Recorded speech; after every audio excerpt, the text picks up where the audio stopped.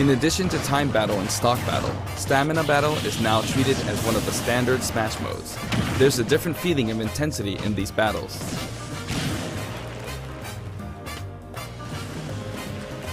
I've had my fair share of unpopular opinions, as I'm sure we all have, but I think this might be my best unpopular opinion yet.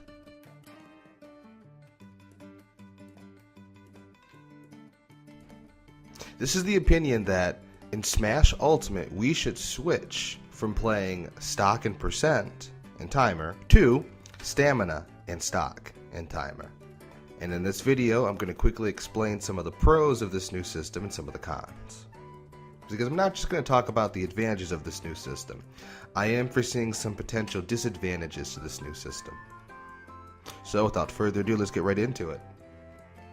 The first pro I can think of is stamina's similarity to health bars in other fighting games could attract players from, let's say, Street Fighter, because it's more familiar to their home games. The second one is the promotion of stamina mode to a standard mode instead of a special mode, this is from Sakurai, with stock and timer, makes this way of playing a useful alternative. No longer is stamina a side event like I used to think of it as a side event, or special smash.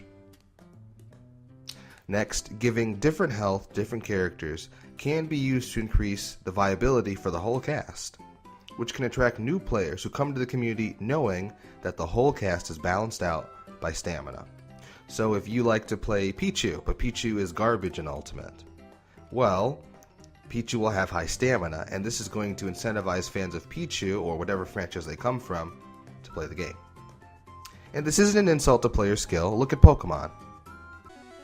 Different Pokemon have different HP in the actual mainstream games, so different characters having different HP based on their abilities is not unheard of, and many RPGs do this. Also, this will encourage player diversity, which is good for spectators. Spectators won't see the same old characters. Like this EVIL 2018, there were 2 Bails in Grand Finals. Well, with player diversity because of stamina, you won't have to worry about that. Also, on the vein of different characters having different health, Injustice 2 is another fighting game where different characters have different health. The last one is that combos are going to be consistent. Now, in Smash, compared to other fighting games, combos aren't consistent because of one Smash where you had Rage, and it varied based on the percent. Different combos work at different percents. With Stamina mode, the combos are going to be much more consistent. My last point, and in my opinion probably the strongest point, the developers are unlikely to balance the game with so many characters. They struggled to balance Smash where you use 56 characters, so they probably won't be able to balance the 70 plus characters in the game. And I actually think that as a community, it's unrealistic of us to expect Sakurai to balance all 70 plus characters, because from my understanding, they're not done announcing characters. Alright, now that we've gotten into some of the pros, now let's get into some of the cons of this new way of playing. The first one and the biggest one is that knockback stays the same. Now, it's possible that since Sakurai upgraded stamina from Special Smash to Standard, maybe he actually took this into account. It's possible. But if not, knockback is going to stay the same.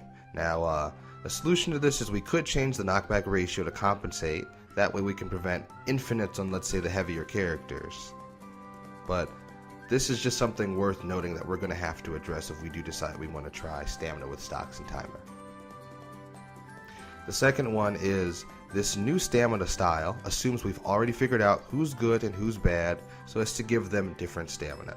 Now, this, I think it's a good point. I think as a community we could relatively quickly figure out who's good and who's bad, but it's going to take some time, so that way we don't give a character who's really, really bad low stamina, mistaking them to be good. Perhaps as the metagame advances and new techniques are revealed, we can adjust a character's stamina according to their metagame. So, this one, another flaw, but we could work our way around it. The next one is there may be some unforeseen flaws in this system that I don't know about because we've never tried this before.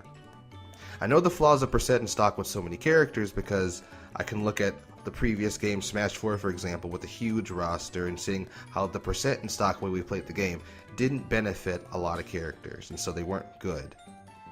So there could be some flaws that I just don't see coming because we've never tried this before. And the last point, and in my opinion, the biggest point, is that some old players will feel alienated and will feel unfamiliar.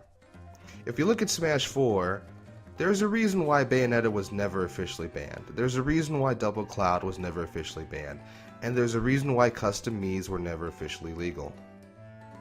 Some players refuse to leave their comfort zone when playing the game. So some players are going to hear, oh, they're going to play Smash Ultimate with stamina and stock and timer. And they're going to say, no, I'm not familiar with it. I grew up playing Smash percent and stock. And they're just not going to be willing to go and try the new way. Now, I'm willing to accept it because, in my opinion, this new stamina stock timer way would actually attract new players. So we would lose some old players, but we'd also attract some new players. And I think attracting new players and having the game be more entertaining from a spectator perspective, I think is worth the trade-off. But that's just me. And so pretty much those are all of my points. I've really thought this through. I'll continue to think it through. Feel free to leave a comment. I definitely want to discuss this because this could give us a really beautiful and rich metagame, trying this new way out. That's it for this video. Thanks for taking the time to listen to my little spiel about the pros and the cons, and definitely let me know what you think about this. Alright, thanks for listening.